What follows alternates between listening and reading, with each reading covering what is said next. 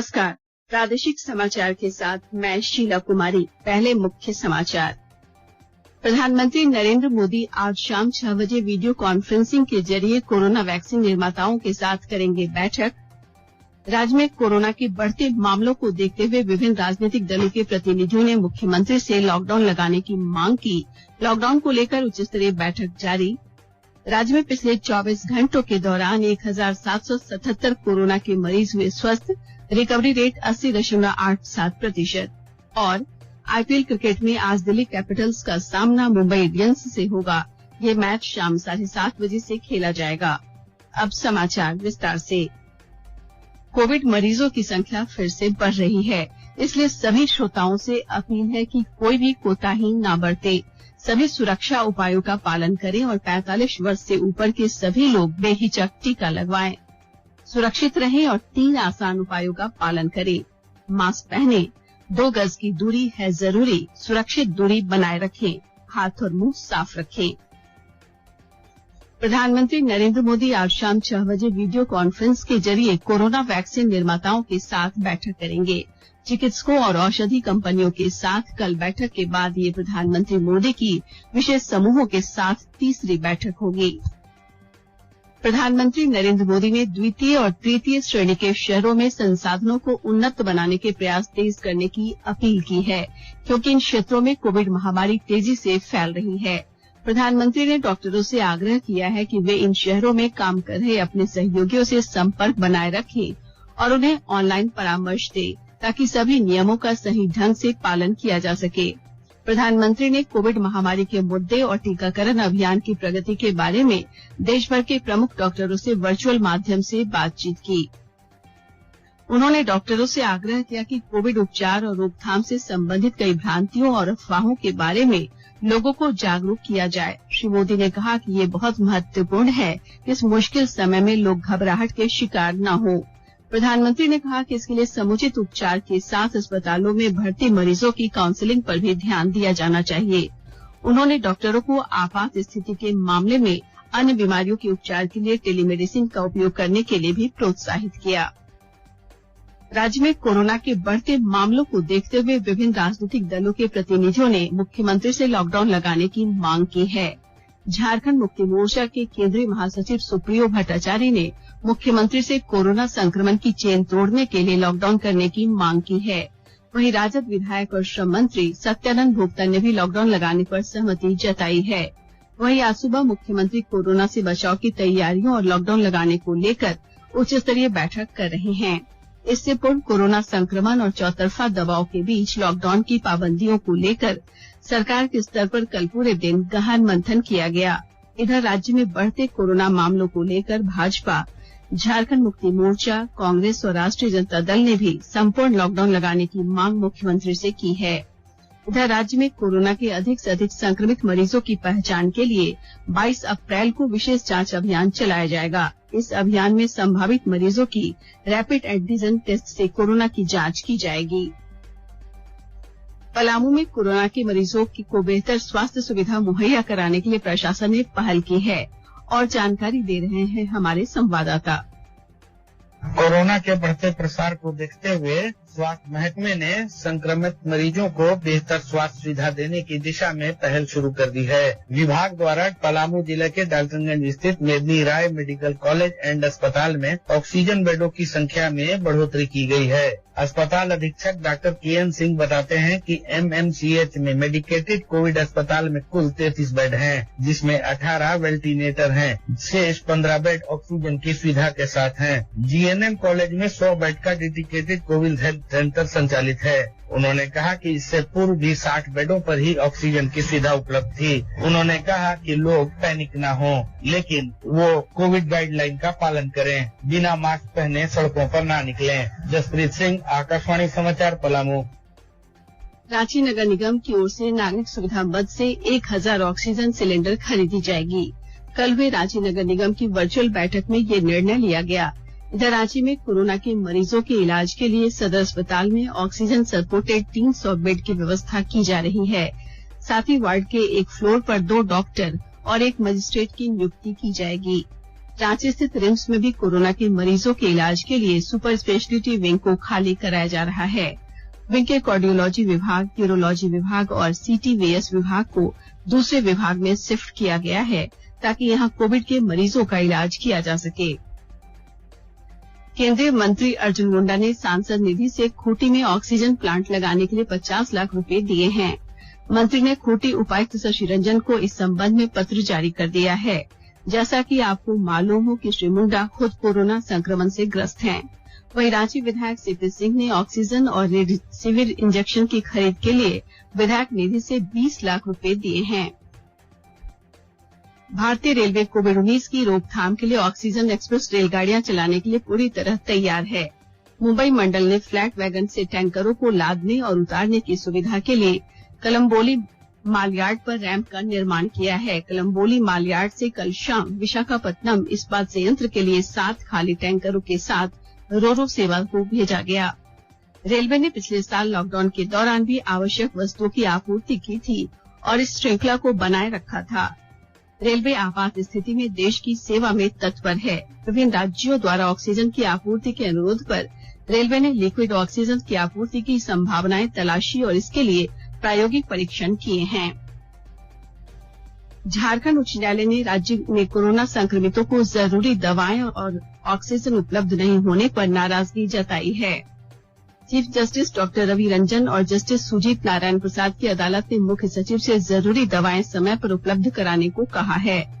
सुनवाई के दौरान एडवोकेट एसोसिएशन की याचिका का जिक्र करते हुए अदालत ने सरकार को हाईकोर्ट के स्वास्थ्य केंद्र को कोविड अस्पताल में तब्दील करने और ऑक्सीजन सपोर्टेड बेड के साथ सभी जरूरी संसाधन उपलब्ध कराने का निर्देश दिया है।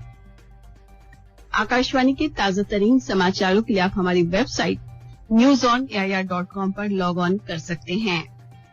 ताजा समाचार Twitter handle @AIR news alerts और Facebook page All India Radio news पर भी उपलब्ध है। आप प्रादेशिक समाचार एकांश के ट्विटर हैंडल @AIR न्यूज_रांची और Facebook page AIR news Ranchi के अलावा YouTube channel AIR news Ranchi पर भी हमारे बुलेटिन सुन सकते हैं।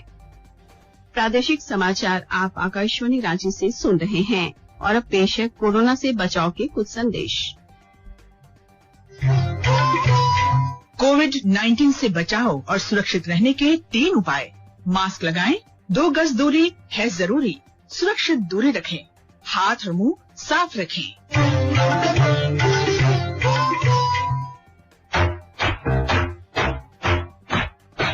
चलो मिलकर शुरुआत करें, चलो एक फैसला आज करें, मास्क नहीं तो टोकेंगे, कोरोना को रोकेंगे। चलो कुछ वादा कर दिए हैं, चलो कुछ वादा कर दिए हैं, मास्क नहीं तो टोकेंगे, कोरोना को रोकेंगे। भारत सरकार द्वारा जनहित में जारी। राज्य में पिछले 24 घंटों के दौरान 4,290 नए कोरोना संक्रमित मरीजों की पुष्टि हुई है। वहीं कोरोना से 46 लोगों की मौत भी हुई है। इसके साथ ही सक्रिय मरीजों की संख्या अब 30,477 पहुंच गई है। स्वास्थ्य विभाग की रिपोर्ट के अनुसार रांची में सबसे अधिक 1,404 संक्रमित पाए गए हैं। इसके बाद पूर्वी सिंहभूम से 639, हजारीबाग से 237, कोडरमा से 230, बोकारो से 188, धनबाद से 149, साहिबगंज से 153, रामगढ़ से 145, सिमडेगा से 137, देवघर से 112 और खूंटी से 103 मामले पाए गए हैं। जबकि राज्य में कोरोना से 1,777 मरीज ठीक भी हुए हैं। राज्य में कुल कोविड-19 का मामला अब 1,67,235 हो गया है। झारखंड में कोरोना की रिकवरी रेट घटकर 80.787% हो गई है। झारखंड विधानसभा के अध्यक्ष रविंद्रनाथ महतो ने लोकसभा अध्यक्ष ओम बिरला को वीडियो कॉन्फ्रेंसिंग के माध्यम से बताया कि कोविड-19 के दूसरे फेज में झारखंड राज्य विषम परिस्थितियों से जूझ रहा है। उन्होंने लोकसभा अध्यक्ष से रेलवे के अस्पताल, कंपनी के अधीन अस्पताल, कोयला मंत्रालय के अधीन अस्पताल सहित अन्य अस्पतालों को राज्य सरकार की मदद में लगाने का आग्रह किया। केंद्रीय स्वास्थ्य मंत्री डॉक्टर हर्षवर्धन ने बताया कि वे एम्स की चिकित्सा टीम से पूर्व प्रधानमंत्री डॉक्टर मनमोहन सिंह की स्वास्थ्य स्थिति की लगातार जानकारी ले रहे हैं। स्वास्थ्य मंत्री ने एक ट्वीट में कहा कि डॉक्टर मनमोहन सिंह की हालत स्थिर है और उन्हें सर्वोत्तम चिकित्सा देखभाल उपलब्ध कराई जा रही है। 88 वर्षीय डॉक्टर सिंह को कल कोरोना पॉजिटिव पाए जाने के बाद अखिल भारतीय आयुर्विज्ञान संस्थान में भर्ती कराया गया था। देश में कुल 12,69,00,000 से अधिक लोगों को कोविड के टीके लगाए जा चुके हैं। इनमें से 91,69,000 स्वास्थ्य कर्मियों ने टीके की पहली खुराक ली है और 57,66,000 स्वास्थ्य कर्मियों ने दोनों खुराक ले ली है। इसके अतिरिक्त 1,14,00,000 अग्रिम पंक्ति के कर्मियों ने टीके की पहली खुराक और 56,64,000 कर्मियों ने कोविड से बचाव की दूसरी खुराक भी ले ली है। केंद्रीय स्वास्थ्य मंत्रालय ने बताया है कि राष्ट्रव्यापी टीकाकरण अभियान के 94 दिन कल रात 8 बजे तक टीके की 31 लाख से अधिक खुराक दी गई। इनमें से लगभग 21,67,000 लाभार्थियों को पहली खुराक और 9 लाख से अधिक लाभार्थियों को दूसरी खुराक दी गई। रक्षा मंत्री राजनाथ सिंह ने सेना प्रमुख जनरल मनोज मुकुंद नरवणे, रक्षा सचिव तथा रक्षा अनुसंधान और विकास संगठन प्रमुख के साथ बातचीत की है। रक्षा मंत्री ने कोविड संकट के दौरान आम नागरिकों को सुविधाएं तेजी से उपलब्ध कराने को कहा। श्री सिंह ने सेना प्रमुख को निर्देश दिया कि स्थानीय कमांडरों को मुख्यमंत्रियों से संपर्क करके हर संभव सहायता उपलब्ध करानी चाहिए। इसके बाद रक्षा सचिव ने देश भर की 67 छावनी बोर्ड अस्पतालों को निर्देश दिया कि वहां आने वाले प्रत्येक रोगी को चिकित्सा सेवाएं उपलब्ध कराई जाएं। इंडियन प्रीमियर लीग ने आईपीएल में आज दिल्ली कैपिटल्स का सामना मुंबई इंडियंस से होगा। ये मैच शाम 7:30 बजे से खेला जाएगा। इससे पहले कल चेन्नई सुपर किंग्स ने राजस्थान रॉयल्स को 45 रन से हरा दिया। मुंबई के वानखेड़े स्टेडियम में पहले बल्लेबाजी करते हुए चेन्नई ने निर्धारित 20 ओवर में 9 विकेट पर 188 रन बनाए। फाफ डू प्लेसिस ने 17 गेंद में 33 रन, आवंती रायडू ने 17 गेंद में 27 रन और मोइन अली ने 20 गेंद में 26 रन बनाए। राजस्थान की ओर से चेतन सकरिया ने 3 और क्रिस मोरिस ने 2 विकेट लिए। लक्ष्य का पीछा करते हुए राजस्थान रॉयल्स 20 ओवर में 9 विकेट पर 143 रन ही बना सकी। जोस बटलर ने सर्वाधिक 35 गेंद में 49 रन बनाए। चेन्नई के मोइन अली ने 7 रन देकर 3 विकेट लिए। उन्हें मैन ऑफ द मैच घोषित किया गया। सरायकेला खरसावां जिले के कुचाई थाना अंतर्गत मारांगहातू गांव में डायन बिसाही के आरोप में भतीजों ने मिलकर बड़ी मां की हत्या कर दी है। पुलिस द्वारा मंगलवार की सुबह मारांगहातू गांव में कुआं से 65 वर्षीय विधवा महिला सोमवारी सोए के शव बाहर निकाला गया है। इधर गुमला के बसिया थाना क्षेत्र अंतर्गत पंथा गांव में भतीजे ने जमीन विवाद में अपने चाचा की हत्या कर दी। पुलिस ने हत्या के आरोपी को गिरफ्तार कर जेल भेज दिया है। अमेरिकी अंतरिक्ष एजेंसी नासा ने मंगल ग्रह पर एक छोटा हेलीकॉप्टर उड़ाने में सफलता हासिल की है। ये ड्रोन हेलीकॉप्टर मंगल ग्रह की ऐतिहासिक उड़ान पर 1 मिनट से कम समय तक हवा में रहा। किसी अन्य ग्रह पर किसी विमान द्वारा नियंत्रित उड़ान की ये पहली घटना है। इस उड़ान की पुष्टि मंगल ग्रह पर एक उपग्रह के माध्यम से हुई। इस उपग्रह ने हेलीकॉप्टर का डाटा पृथ्वी पर भेजा था। भारतीय चुनाव आयोग ने मधुपुर उपचुनाव के लिए रिटर्निंग ऑफिसर बदलने का आदेश दिया है। आयोग की ओर से इसके लिए उद्योग विभाग झारखंड सरकार में अंडर सेक्रेटरी नीरज कुमार सिंह को रिटर्निंग अफसर बनाने का आदेश दिया गया है। अंत में मुख्य समाचार एक बार फिर। प्रधानमंत्री नरेंद्र मोदी आज शाम 6 बजे वीडियो कॉन्फ्रेंसिंग के जरिए कोरोना वैक्सीन निर्माताओं के साथ करेंगे बैठक। राज्य में कोरोना के बढ़ते मामलों को देखते हुए विभिन्न राजनीतिक दलों के प्रतिनिधियों ने मुख्यमंत्री से लॉकडाउन लगाने की मांग की। लॉकडाउन को लेकर उच्च स्तरीय बैठक जारी।